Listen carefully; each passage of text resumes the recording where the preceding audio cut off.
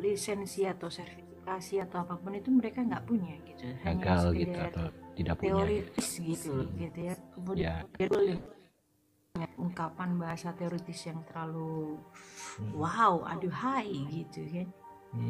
Kan kadang-kadang banyak yang muncul kayak begitu. Nah, dan itu umurnya cendawan banget, jamur banget. Isi kami siko. Contoh siapa yang ngomongnya? Kamu nanya. Apa kabar dia gitu kan? Terus siapa lagi? Dilegitimasi oleh viralitas kan, populer gitu ya. Kalau cuma sampai sekedar populer ya bang, si Bonge juga populer kemarinan cuma gara-gara pakaiannya nyentrik gitu kan, untuk tidak membilang konyol. Sebentar tapi gitu. Nah, legitimasi yang etern apa ya, aku nggak mau nyebut kekal sih, tapi apa ya, selain etern apa ya bro, selain eternal itu apa sih, yang long last lah ya gitu ya, yang panjang, nggak ada yang abadi lah gitu yang kan? abadi ya. Walaupun sulit juga kan memastikan yang abadi ya. Kalau di teks-teks suci ada, teks-teks suci ada. Yang abadi itu adalah hari akhir atau hal-hal yang sakral lah. Tapi di konteks kita punya label apa itu kan, menurutku itu tidak hanya bisa dibuat atau dibaktikan melalui kerja-kerja konkret seperti ini gitu, seperti kita bercakap-cakap, seorang nalar bicara filsafat, terus orang percaya dia setengah filsuf setengah Sri Mulat nih, akhirnya labelnya gitu misalnya. Tapi itu nggak bisa menjamin bisa long lasting di ingatan publik gitu. Bang tukang daging, historian sekali, itu nggak long lasting. Jadi tadi aku bilang di ada bentuk konkretnya itu di kekaryaannya, kekaryaan. Jadi nggak hanya karya dia bentuk monumental, tapi kekaryaan itu. Atau kayak Om Slemi typing nih Om Nalar, upaya menggeser fungsi media yang sifatnya informasi jadi heteronom. Nah ini yang heteronom ini kan kita breakdown lagi ya, jadi semacam melipat gandakan fungsi propaganda akhirnya bang. Itu fungsi propaganda kan selain dia kan? menyisipkan pesan-pesan kepentingan kelompok atau isu politik, isu budaya atau isu lainnya, tapi di balik itu juga memutar balik hasrat untuk menjangkau pesan-pesan produk di dalamnya atau unsur-unsur yang yang substitusi di dalamnya lah. Gitu aku nangkepnya gitu. Terus lalu kan pertanyaan yang paling krusial dan esensi, terus gimana biar long last gitu? Biar long last gini ya, kita ambil contoh guru bangsa kita ya. Cadas dong Om Nalar. Kita ambil contoh guru bangsa kita kan, Gus Dur ya. Gus Dur terlepas ada orang mengakui atau tidak label guru bangsa ya, tapi itu rata kok. Aku lebih famous dengan istilah itu ketimbang Kiai Haji ya. Bukan berarti meminggirkan makna agama atau itu, enggak. Tapi guru bangsa ini kan konkret ya, seperti kita mengenal Muhammad Nasir, Buya Hamka dan lain-lain. Guru bangsa kita itu dia melakukan tindakan yang enggak cuma menggunakan medium virtual ya, atau medium perantara teks gitu kan, teks buku-buku saja, tidak, tapi ada kekaryaan dalam laku hidup. Nah nek wong kene iki saya istilahnya lakonannya gitu, kelakonannya. Kalau di dunia seni kekaryaannya. Jadi dia nggak cuma istilahnya membuat, tapi dia juga memberlangsungkan proses yang dibuat itu menjadi punya dampak guna. Nyampe nggak di sini? Kalau punya dampak guna, panjang tuh ingatan publik terhadap pribadi semacam itu. Oh iya ya, kok jadi ingat Gus Dur ya kalau kita ngomongin perayaan Tionghoa gitu ya, Imlek atau apa. Kok jadi ingat kayak gitu-gitu ya? Paham ya maksud gue ya? Udah ingat, jadi ingat ada perayaan, ada ngomongin cengkeh, kok jadi ingat duit 20.000 ya di zaman itu. Gus Dur membuat harga cengkeh naik karena si badan yang mengatur tentang harga cengkeh yang milik Tommy Soeharto itu, BPPC ya nama lembaganya, itu ditiadakan sehingga petani lebih berdaulat menentukan harga kan.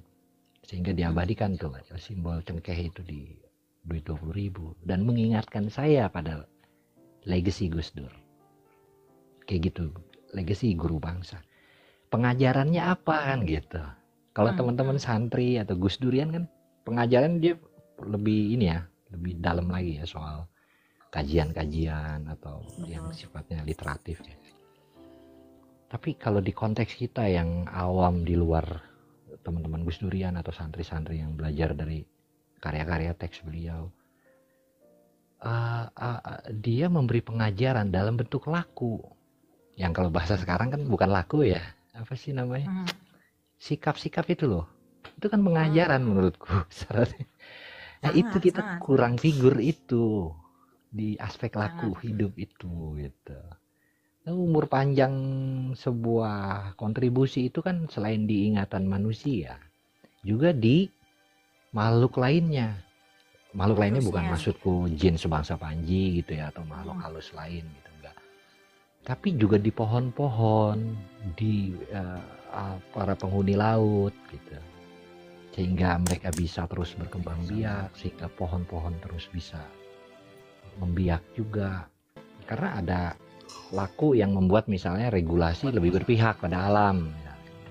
Kan mengingatkan kita juga pada siapa tuh yang bikin regulasi itu jadi gitu. Itu gue mau bilang keberhasilan sosok guru tuh di situ sebetulnya. Dia bukan di tingkatan dapat makmurnya di punya mobil 3 atau punya rumah di mana-mana, bukan. Guru makmurnya itu ketika diingatan manusia selanjutnya pun masih diucap kebaikannya gitu. Masih orang banyak bersaksi gitu tentang kebaikannya. Itu hebatnya pesan-pesan kekaryaan ya. Kan aku bicara di situ sebetulnya. Nah di media sosial ini aku sering mempertanyakan soal kekaryaannya. Seperti pada diriku juga kan. Lalu apa nalar setelah kamu berbual-bual, berucap-ucap, berfilsafat? Ya kan? Pertanyaan lanjutannya gitu. Kekaryaanmu apa? Ya setelah buku apa misalnya gitu. Setelah film apa? Kan gitu kan? Kerja filsafat tuh itu gitu. Nggak cuma berteori atau apa, berbual-bual gitu. Tapi ada laku hidup. Jadi punya dampak guna gitu. Yang tadinya misal masjid gerah jadi adem gitu, bukan karena dia AC. Tapi ada proses silaturahmi yang intens yang diciptakan dalam bentuk program, gitu loh. Itu contoh. Beda. Hanya orang-orang visioner yang bisa sampai sana dan laku hidup yang konkret, yang punya integritas lah. Aku belum lah. Aku masih berbual-bual di konteks ini. Kayak gitu. Itu yang dipertanyakan di hari ini soal legitimasi gitu, atau lisensia itu. Cuma nggak dielaborasi teman-teman. Lanjut Bang. Megang alam semesta ya. Kayak mana Banji? Asik. Melihat manusia alam semesta nih.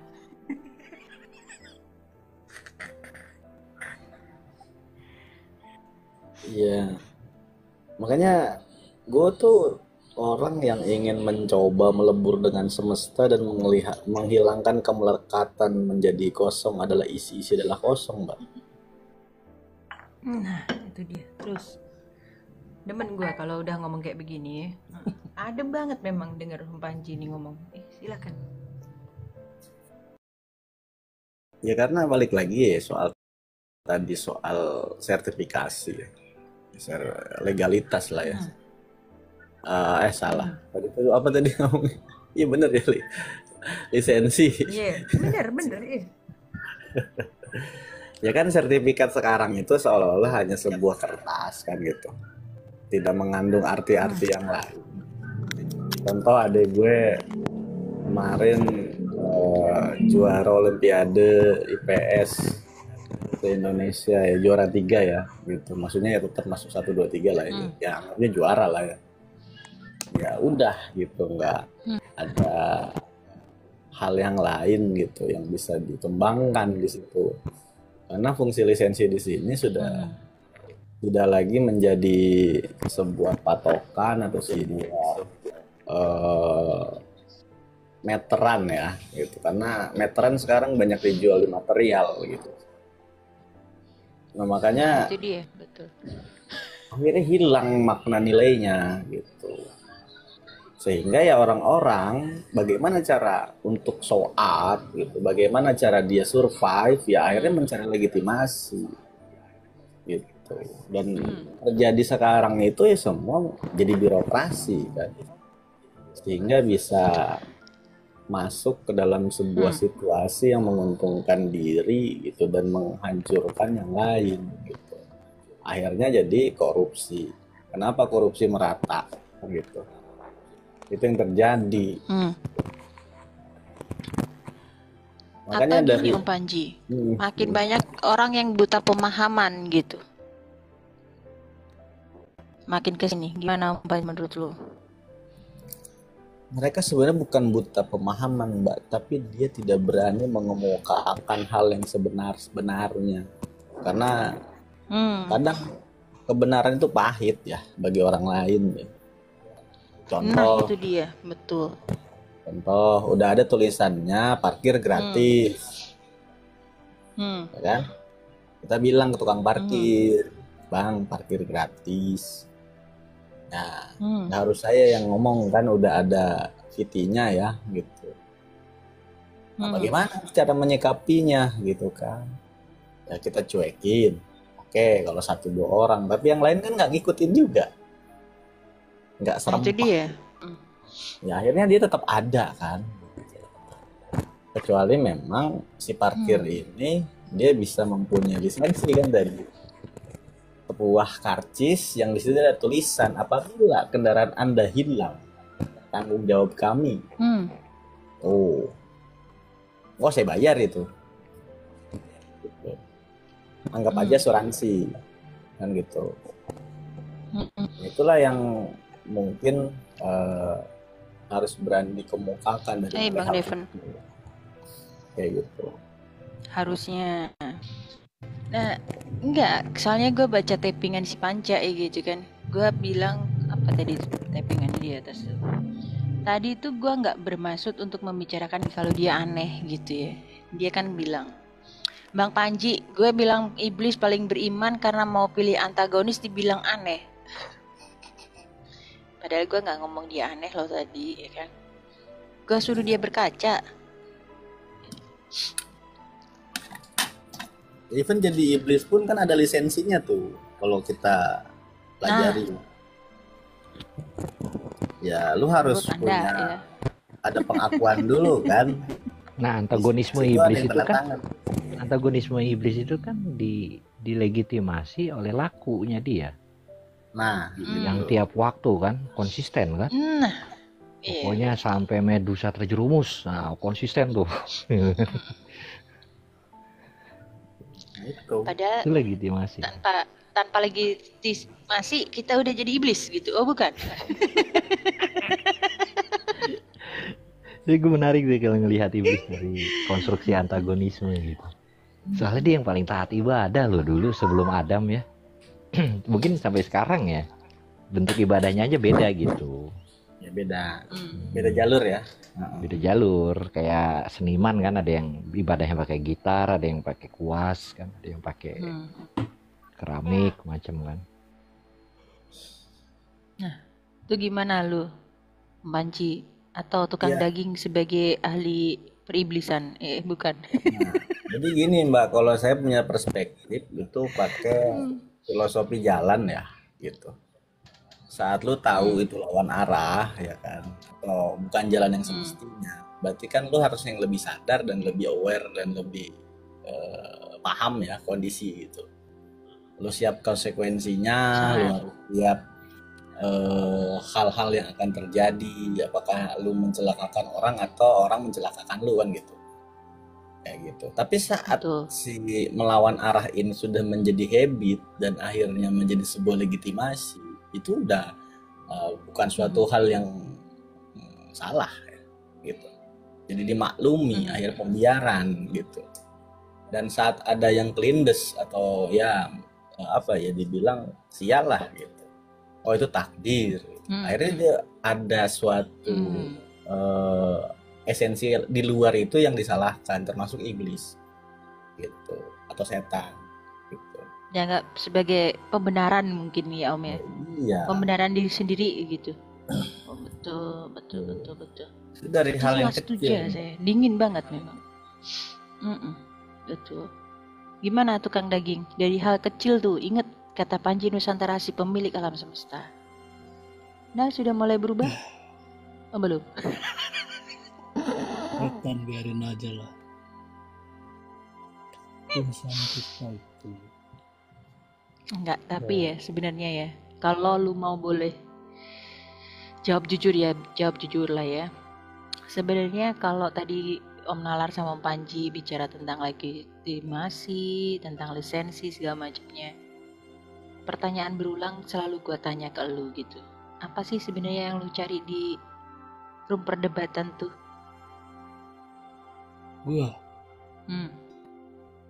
Gue mengedukasi orang-orang, Met. Melalui Lawan arus. Gue ketahui, gue pahami gitu. Itu sebagai pembenaran lu atau sebagai pengakuan lu?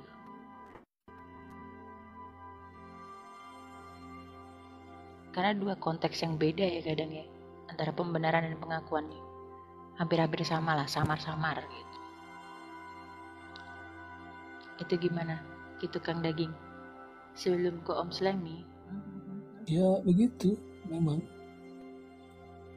Oh, dua-duanya berarti ya? Pengakuan, apa ya? Ya mungkin gue juga sekarang banyak waktu luang ya. Jadi bisa gue mampir agak lama di sosmed.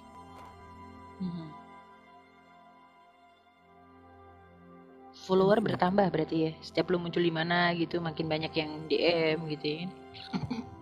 Justru kagak ada nih yang DM. Oh, nggak ada. Follower bertambah. Give. Give gue kasih semua ke orang. Mungkin laku ini ya, mungkin kayak Om Lalar tadi bilang, ini salah satu contoh perilaku gitu Om Slemi mungkin ya kan.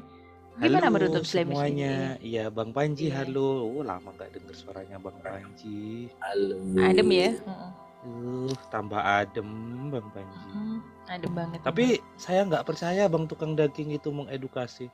Masa iya jelasin ini apa kondenya Krishna apa Siwa gitu? Iya, Siwa. Siwa ya.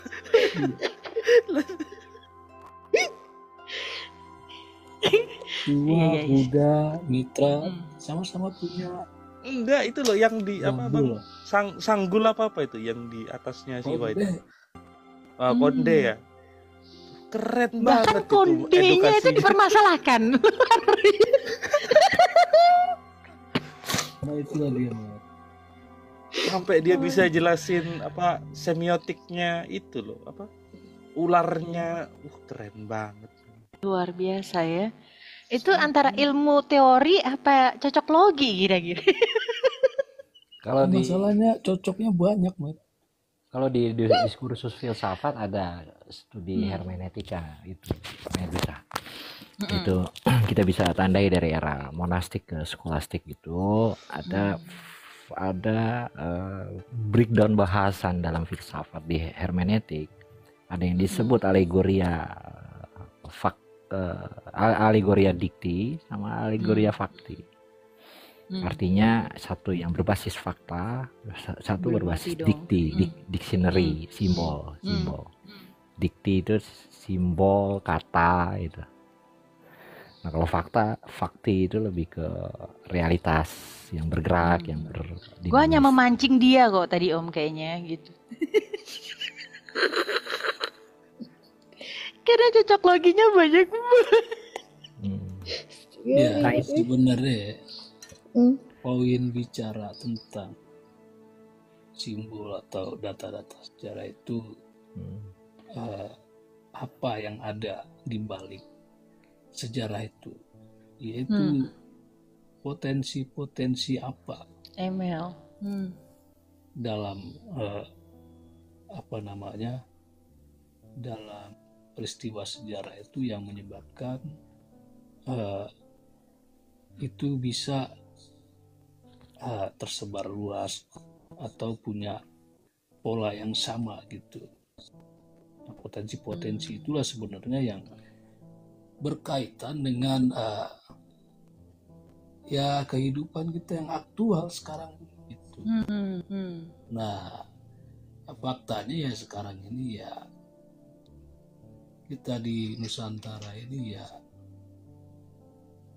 terpuruk gitu.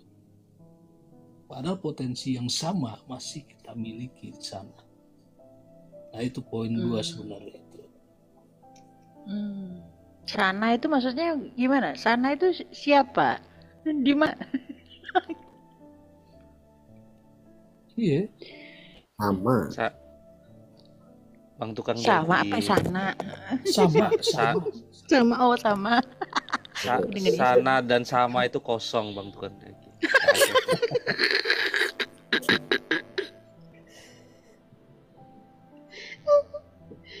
Makanya yang gue lihat dari Bang Tukang Daging itu ya mencoba melawan arus tadi gitu. Udah tahu nih orang-orang jalannya dari timur ke barat. Nah, Bang Tukang Daging mencoba dari barat ke timur gitu. Gitu. Udah pasti gesekan dan tabrakan kan gitu. Kalau sama-sama nggak paham nih. Gitu.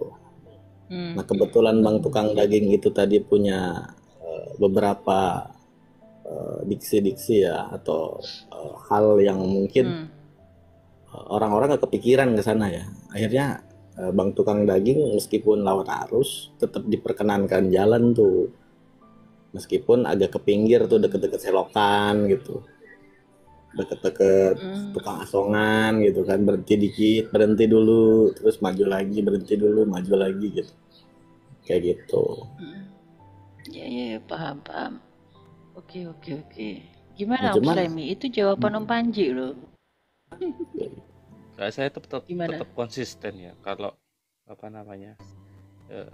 sana dan sama itu kosong, nggak ada barangnya itu. Itu gimana tuh? Kosong Nggak ada adalah barang. kosong berarti Om Panji. Aduh. Nggak ada barangnya itu. Sana itu kata yang sudah mentok tuh biasanya. Satu Bang Sana Slami turun. tadi ya masalah Sana konflik. turun. Ini ada yang lebih membagongkan nih Bang Slami ya. Apalagi lagi itu? mulai kan? Nusantara Bentar, gua ambil catatan yang dari tukang daging nih. Aduh, ini kalau nggak gitu nggak tumpuk ini. di Nusantara ya Bentar bang. simbol Nah, ini itu udah ketemu bang. jadi tumpeng ya, sedulur papat lima pancer ya. Seluruh 4 arah mata angin itu disimbolkan dengan tumpeng ya. Nah, di India simbol yang sama divisualisasikan jadi orang, mukanya 4 Bang Slami. Iya. Namanya Brahma. Nah, kata Kok Brahma sih? Wisnu yang mukanya 4 ya? Wisnu ya? Brahma. Brahma juga gitu. Bang tukang daging, ini ada yang menarik ini. Bang tukang daging tahu keris nggak? Iya keris. Nah, kenapa keris itu looknya mentok di 12? Waduh nggak tahu kita. Nah itu. Tuh, jadi Kristen itu udah 12 murid nih. Loh, serius loh. Look keris itu dia nggak boleh lebih dari 12 nggak bisa. Kalau dia lebih dari 12 itu identifikasinya palsu. Ya karena Para 12 para itu kan ngikutin 12 rasi bintang itu sebenarnya. Bukan ke arah Kristen. Lah kalau munculnya bu, Kristen. bukan itu, enggak. Bukan itu. Jadi Apa? keris yang terbagus atau keris yang Hmm. kebanyakan yang paling bagus, Nogosostro atau apa yang ada pelipitan emas, itu rata-rata dia looknya 12. Ya pokoknya keris-keris yang paling bagus itu kebanyakan looknya 12. Jadi Hmm. yang rata-rata keris yang dia cuma look 1 itu rata-rata dia buat pedang petarung. Jadi nggak Nah, sakti tahu ya. ya, Mm-mm. dia kalau looknya 3, looknya 4 itu Mm-mm. biasanya punya empunya itu looknya cuma 3, mentok di 6 gitu. Itu Keris itu ya itu ntar satu di itu Bang Tukang Daging dielaborasi lagi tuh. salah satu Nalar pedang ada Nabi Muhammad tujuh. itu diduga dari Nusantara, namanya Kolai. Itu Apalagi juga itu. berkelok-kelok pedangnya. Itu Diperkirakan gimana dari Om Panci? Nusantara. Kira-kira Om Panci punya kayak begitu Om? Dihitung Aduh, udah saya buang. bentuknya berapa itu Dia lebih Bang besar Tukang Daging. bentukannya Bang Selami. Enggak dihitung dulu itu tepiannya berapa itu. Itu nggak tahu kita. Pedang apa tadi Bang Tukang Daging? Kolai Itu jangan-jangan yang dicolong sama sebelah no? kan itu Dibuat apa ya? Jadi di Mobile Legend ada hero yang nggak jadi tampil tuh. Namanya siapa ya gue lupa. itu nama pedang Nabi Muhammad. Senjatanya keris. Tapi gede. Salah satu pedangnya. Tapi replikanya itu beda, itu lurus dia. Bukan replikanya nggak pas itu yang di Turki. Kayak pedang Arthur gitu ya? Oh bukan? Bukan. Karena keterangannya pedang Kolai itu berkelok-kelok sama kayak keris gitu. Ada ada belokan-belokannya kayak keris itu. Oh kayak pedang Asoka? Bukan juga? Nggak tahu dah. Oh. Cuman itu replikanya lurus malahan gitu. Jadi kita nggak ngelihat aslinya gimana, nggak sesuai dengan penjelasannya gitu.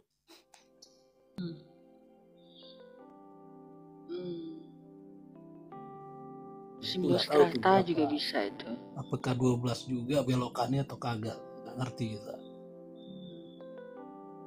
Kalau 12 itu kerisnya pasti jadi Kristen gitu, bukan? Oh enggak. Enggak, keris Keris mahal itu itu ini, looknya 12. cross itu melintas itu. Ini kan bahasa Inggrisnya melintas. Dia itu udah ada zaman di Mesir kuno, udah ada tuh lambang salib itu. Cross melintas. Memang Nama benar ya. inkarnasi sebenarnya.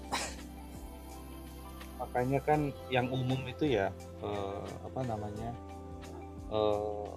pamor di keris itu banyu mili, pamor junjung derajat kan gitu. Jadi ada pancor emas dan lain sebagainya. Gitu. Itu sebenarnya bukan dibikin asal-asalan, enggak. Itu juga mempunyai arti bagaimana strata itu terbentuk. Betul. Jangan-jangan kerisnya Hang Tuah tuh Bang. Ini Hang Tuah jadi kerisnya ke Muhammad kayak gimana ya tukang daging? Hang Tuah itu ini abad ke-14-15 nggak salah. Kalau pedang Kolai itu pedang orang Yahudi itu yang berasal dari Yaman gitu, dan Yaman itu berasalnya dari Nusantara. Nah Yaman tuh dagang Bang sama Indonesia. Orang zaman Romawi kuno aja udah dagang kapur barus, di sini kenoban ya. Iya, bisa jadi. Bisa jadi.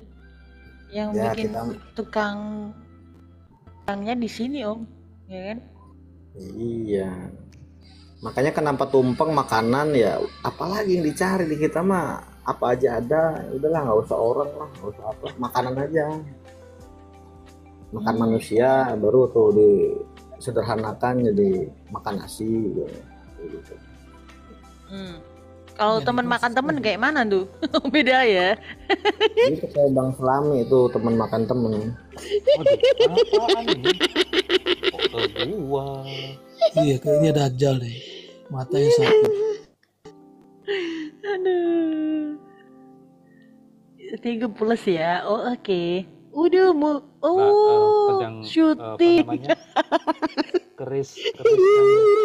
Keris atau pedang yang bentuknya lurus itu biasanya pedang para kesatria. Dibawa Betul. oleh meskipun kecil maupun besar ya, itu adalah pedang kesatria. Betul Iya. itu, Om Slem. Jadi dilakukan tadi ya, ini mah hanya sudut pandang saya sebagai orang yang suka halu gitu. Itu ada tingkatannya berdasarkan ya pencapaian ya. Gitu. Karena Tergantung biasanya kesadaran masing-masing. apanya? Tergantung kesadaran masing-masing tuh Bang. Ntar semakin dia tercerahkan itu tahu-tahu look-nya bisa nambah Bang. Iya. Dia bisa nambah Bang. Itu sesuai dengan 12 titik cakra tuh, yang ada di bumi ya. 9 dalam, 3 di luar. 9 di dalam diri, 3 di luar. Betul. Ada apa dengan 12 ini sebenarnya? Angka keramat. Itu 12. menggambarkan juga tentang strata di dalam tubuh manusia sebenarnya 12 itu. 12 suku, 12 imam, 12 murid, apa 12 semua?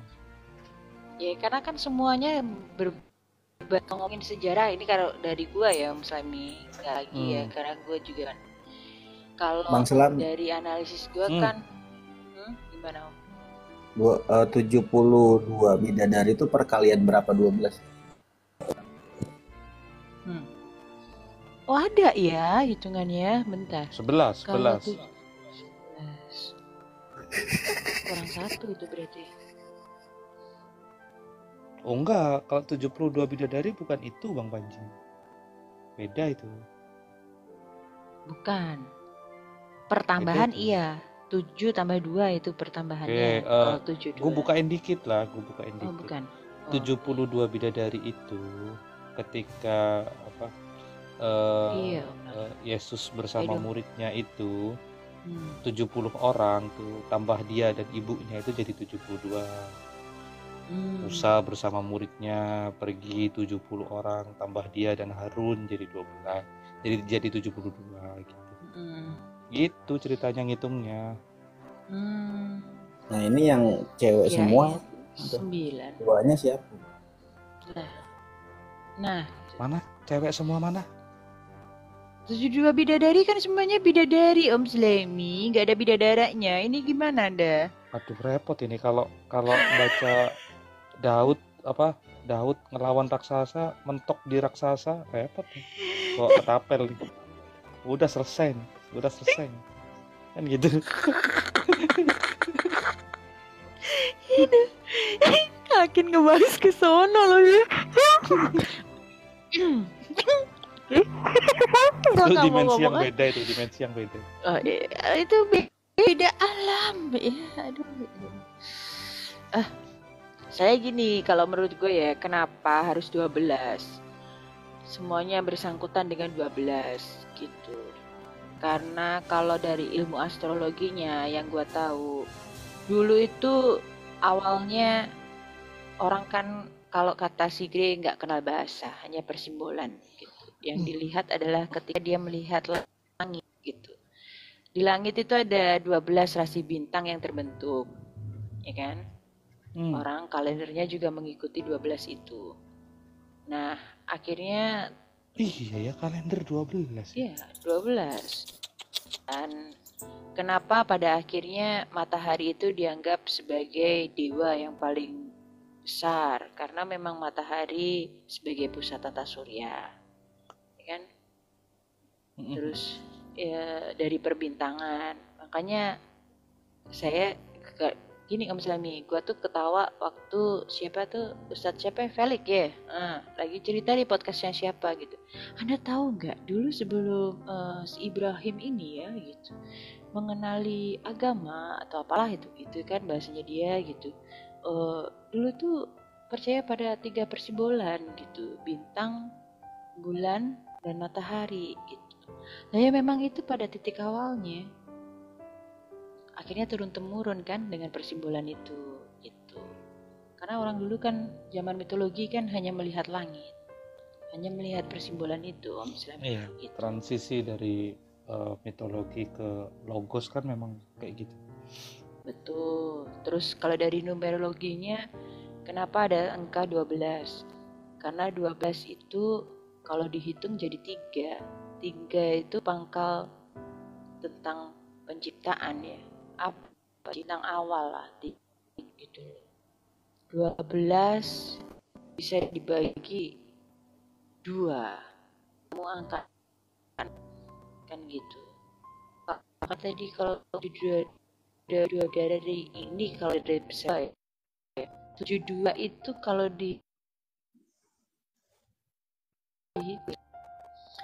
nah disitulah pertemuannya itu akhirnya kalau menurut gue ya teknik psikologi atau apapun namanya gitu itu ada punya tukang dari panjang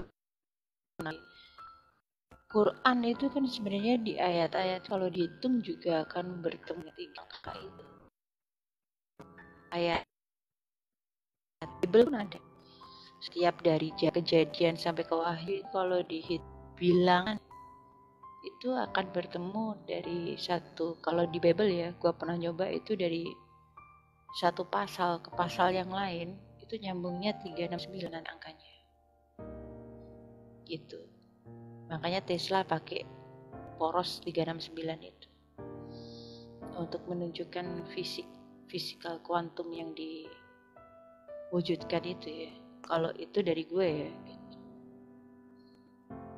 Begitu Om Slemi. Ternyata hebat ya nyambung semua ya. Gara-gara 12 Nyambung ini. Iya, sel DNA-nya orang itu bentuknya kan 369. Aduh. Tanya Mbak Super. Jangan rame-rame. Bahaya jangan ini, rame-rame, iya betul. Bahaya. Bahaya. Terlalu dalam ya kan. Ada Tuhan A pula kan. Bahaya.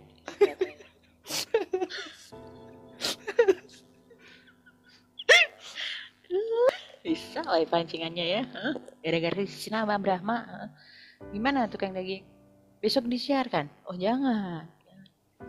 Ngomong-ngomong yang di cerita lokal Saraswati itu istrinya siapa sih? Nah itu Panji itu yang lapal tuh. Sisilah Iya, Bang Panji. keluarga. Kartu keluarga itu.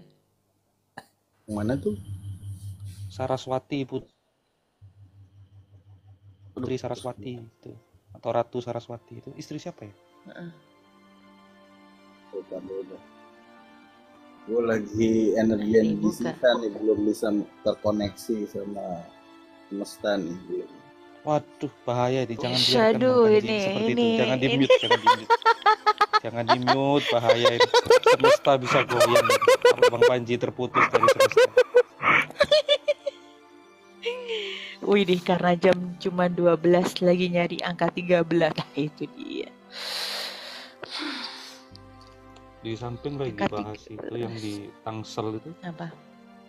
Oh itu nggak akan selesai lebih baik kita membahas yang lain aja lah gitu yang cukup selesai lah ya kan tuh gitu kayaknya gue tadi bilang abang menalar makin kesini orang akan semakin irasional dengan pemikirannya sendiri ya diidentitaskan dengan kata biasanya pokoknya kan gitu.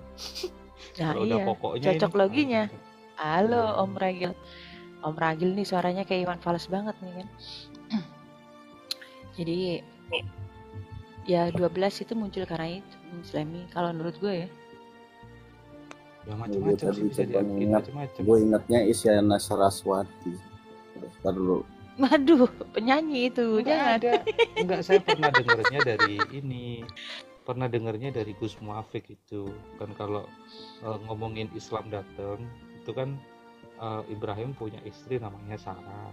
Lokal itu juga udah kenal namanya Saraswati gitu. Itu Gus Muafik yang jelasin itu.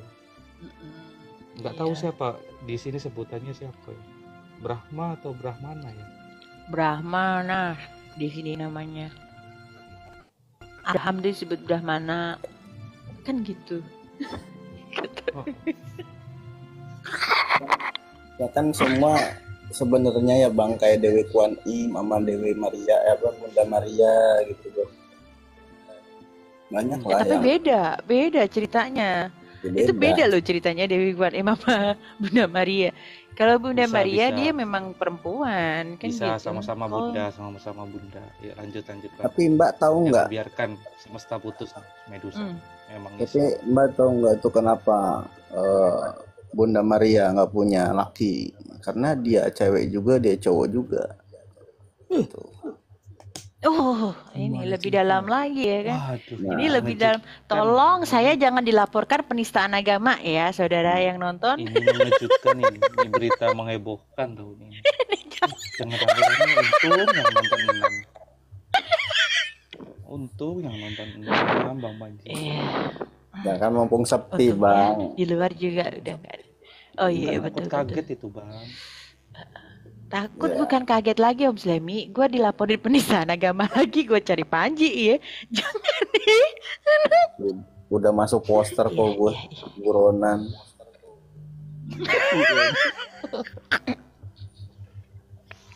Ayah, ibu, anakmu menistakan agama gitu.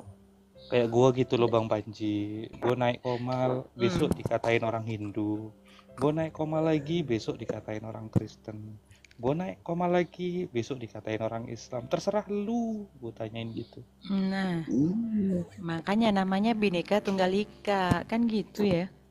Oh, jangan dipotong. Tanhana Dharma Mangrua. Oh iya. Nah, itu. Oh iya betul.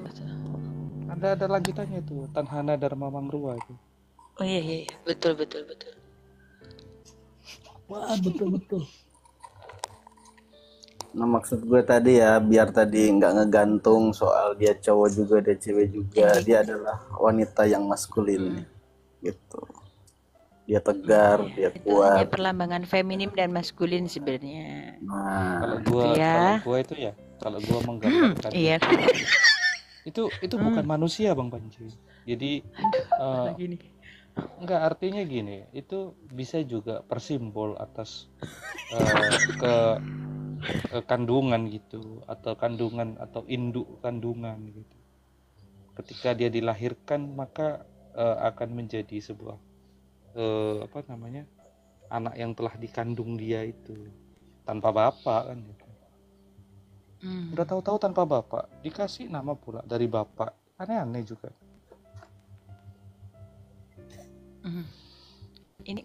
Ini bisa nggak lebih bahas yang lebih kayak nggak ke dalam gitu ya bapak-bapak ya.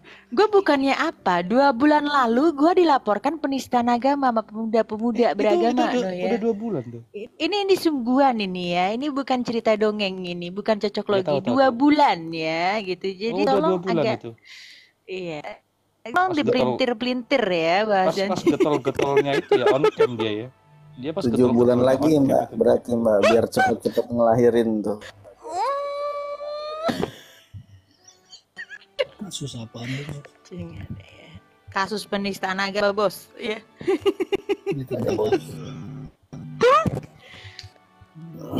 Gua nggak ngomong apa-apa. Tolak ukurnya apa sih penistaan agama itu kalau secara undang-undang?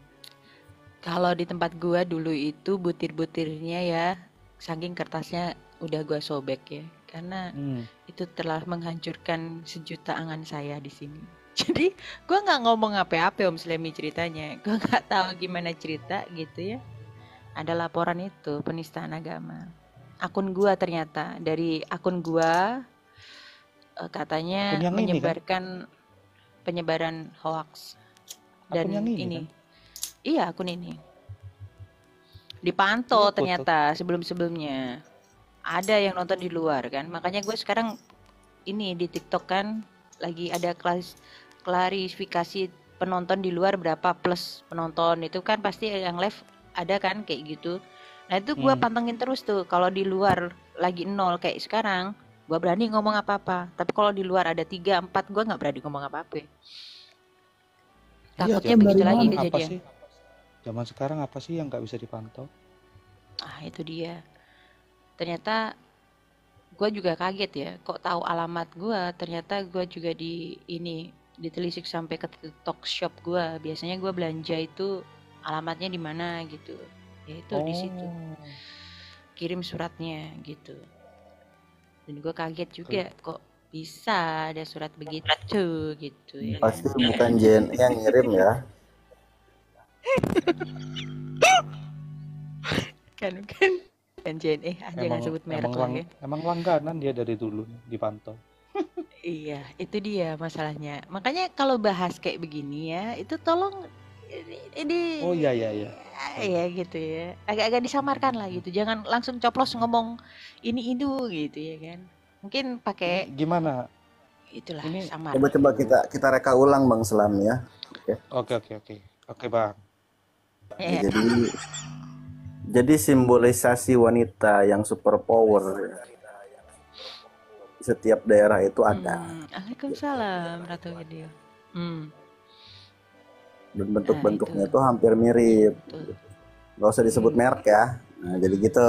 Ya, nah gitu. Memang gini Bang Panji. Contohnya begitu.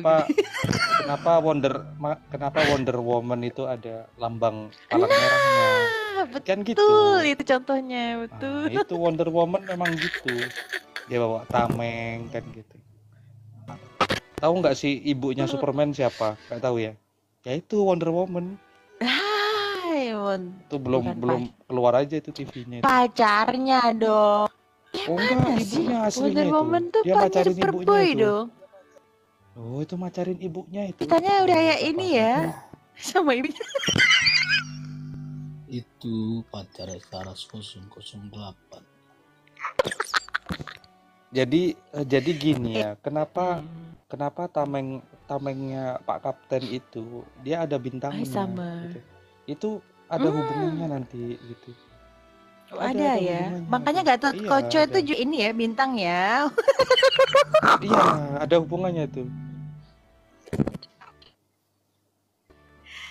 Tapi ya, gue semakin kesini semakin agak gimana gitu ya. Kalau bahasa ini sih boleh lah gitu. Karena gue menanyakan ke kandungan langsung. Dok, apa betul apa yang dikatakan sama si ahli ini ya gitu. Gue gak sebut nama gitu. Kalau bayi usia 8 minggu itu nggak bisa dijelaskan alat kelaminnya itu apa, kata dokter kandungan. Iya betul memang Bu gitu. 8 minggu itu masih samar-samar. Jadi apa yang membentuk alat kelamin itu akhirnya bisa membedakan perempuan dan laki-laki gitu kan pada akhirnya ketika lahir gitu.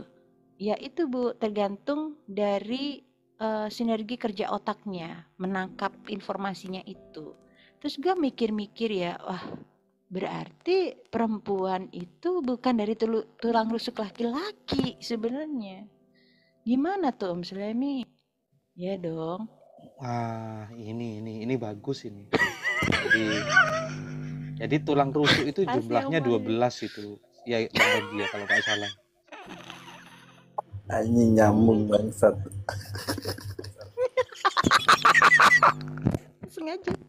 Sengaja gue sambungin. Iya.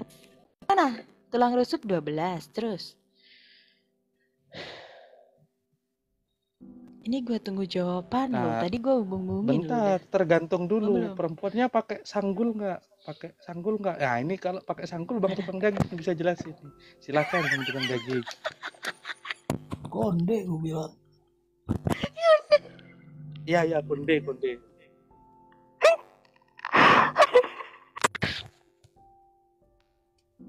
Jelasin dong. Ini ruang konspirasi, penuh konspirasi. Berarti lu boleh gitu. Bang Tukang Daging tahu nggak? Di dalam konde itu dia kan diikat oleh karet tuh. Tahu nggak kalau karetnya 12?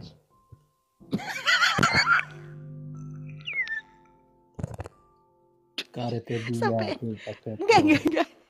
Kayaknya Bang Selemi Gimana juga cerita bisa ngitung loh nggak Panji? pernah coba ngitung, nggak pernah coba ngitung berapa ketebalan rambut konde itu. Mas Ari. 12 ini ya, 12 milimeter. Milimeter. Gedean ya? Maksa anjir. Enggak. Pertanyaan tuh kok sampai segitunya itu tali kok bisa dihitung sampai 12 gitu. Itu dari mana? Loh, Medusa nggak tahu ya ketika Siwa itu kan dia pakai apa kayak kulit ular gitu ya. Ya kan? Di bajunya kayak apa disampirin gitu ya. Itu kotak-kotaknya kalau nggak percaya itu. Kotak-kotak motif ularnya itu 12. Kalau nggak percaya hitung aja. Kayak kurang kerjaan ya. Kok ngitung punyanya Siwa ya.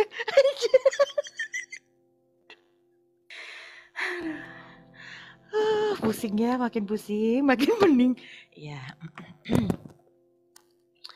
Dan Bang bisa tahu nggak XII ya, XII ya. Itu kalau depannya itu digabungin itu jadi suatu simbol loh. Bentar. XII 12. Jadi simbol. Oh, DNA dong. Oh, 12. Oh iya, betul kata omongan gua berarti tadi ya. Itu depannya sambungin deh. Jadi bentuk. Iya Oh, dualitas. Oh iya, kayak bentuk ini ya, timbangan ini. Timbangan pasir apa? Ya? Jam pasir. Oh iya. Ajaib ya. Sama ketel daging. Amazing. Udah mulai ngawur nih, udah nih. Saya izin turun dulu guys. Amazing Udah turun kalian berempat turun kalian berempat sebelum gue dilaporkan lagi. Turun kalian semua. Gue turunkan tanpa hormat. Tidur. Wadidaw udah turun lu makin kacau. Dan gue turunin ya, siap menalar ya. Kayaknya gue sungkem sama menalar, ya kan? Sungguh-sungguh kemayu. Karena gue tuh takut kualat kalau sama orang tua, ya kan? Kadang-kadang inilah yang membatasi hidup ini. Takut kualat lah, gitu ya kan? Takut nggak adil lah, Ratu, ya kan? Kayak mana coba? Ada Medusa, ada Ratu Adil. Nah, tinggal Imam Ahmadi, ame Prabu Brawijaya munculnya. Aduh, ya. Makin pusing ya hidup ini. Tapi itulah hidup.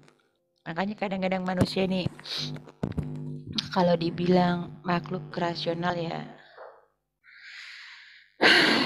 taulah ya. Orang kita ini makhluk kira semua orasional gitu ya. Orasi hanya untuk bacot. Onal kan sesuatu yang berbau mulut ya kan.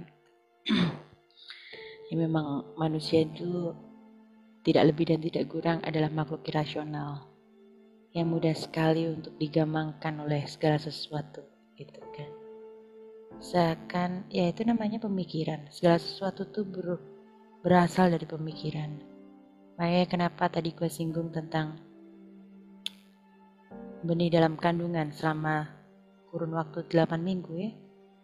8 minggu itu bayi, mungkin Ratu juga lebih paham ya Bu Ratu ya gitu. 8 minggu itu masih belum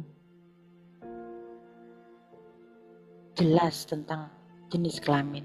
Dan semua itu terbentuk karena bagaimana sinergi otak si jabang bayi ini menerima informasi dan ikatan secara emosional dari ibunya.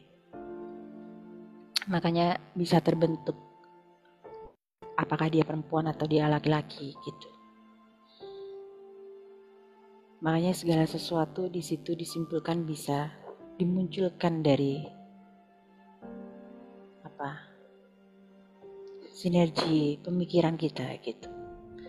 Karena semua ini hanya persepsi, dan tadi kalau Om IE di awal tanya 101, ya inilah jawabannya gitu. Kosong adalah isi dan isi adalah kosong.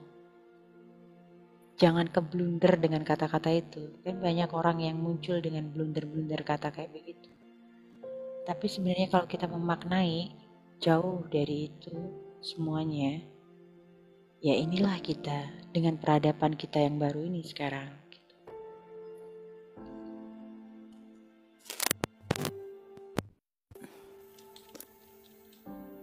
Simpelnya adalah ketika kita berpikir sebagai makhluk yang paling rasional, namun nyatanya kita tidak lebih baik dari binatang. Semuanya tadinya awal kita tadi Om Panji, Om Nalar, Om Slemi, Bang Tukang Daging udah jelasin juga gitu ya, terutama Om Nalar sama Om Panji, bahwa tentang lisensi, sertifikasi, apapun itu bentuk namanya gitu.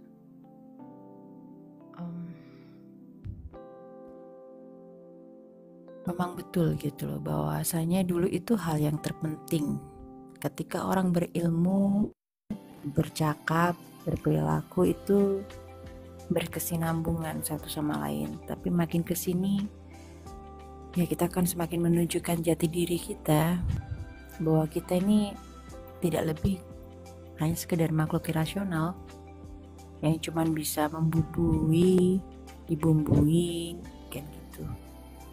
Cuman sekedar hanya bisa menjadikan segala sesuatunya pelarian untuk pembenaran diri sendiri. Egosentris lah kalau bahasa lainnya tuh. Ya itu muncul dari pemikiran juga gitu, persepsi juga. Atau jangan-jangan pertanyaan gua kayak di film Surrogate gitu kan. Gua gak tahu pasti 5 orang di atas 10 telinga ini masih mendengar atau sayup-sayup mendengar dalam tidurnya gitu ya. Tapi kalau kita telis lagi kayak di film Surrogate, filmnya Bruce Willis tuh sebelum Bruce Willisnya sakit ya, ada film namanya Surrogate gitu.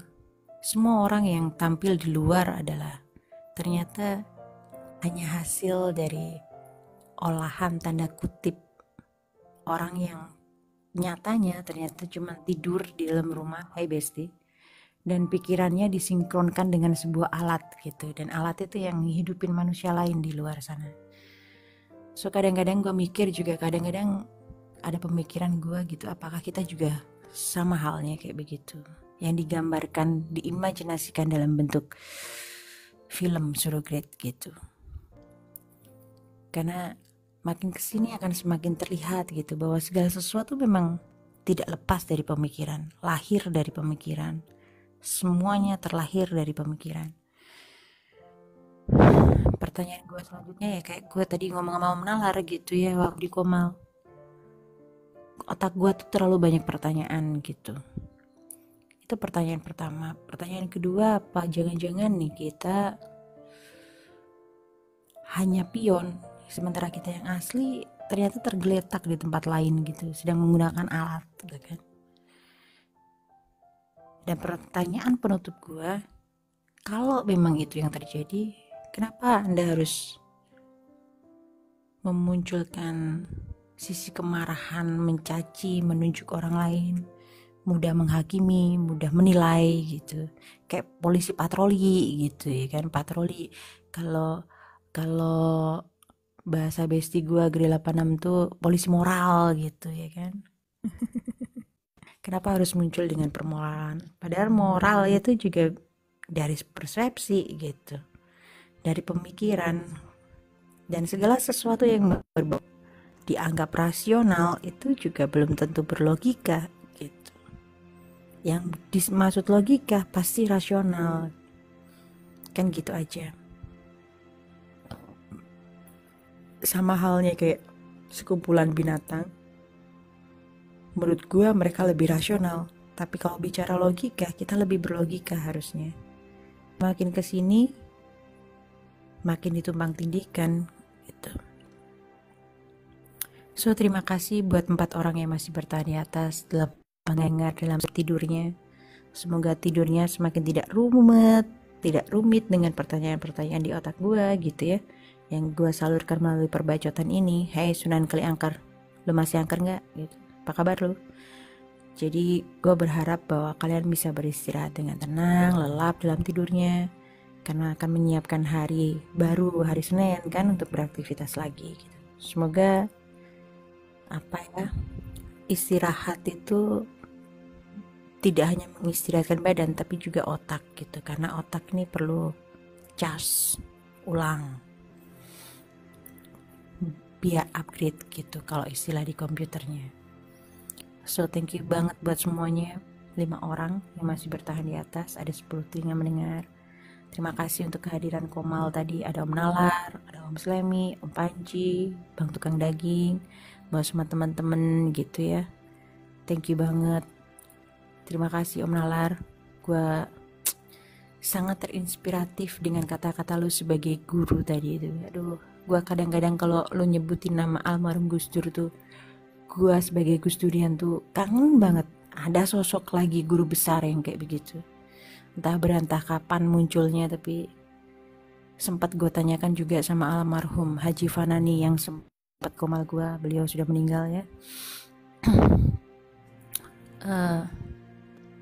Gue sempat tanya sama guru gue almarhum Haji Fanani gitu, sebagai malah beliau adalah keponakan Maria gitu. Gue tanya apakah sosok si guru besar ini akan muncul someday, entah berantah kapan gitu.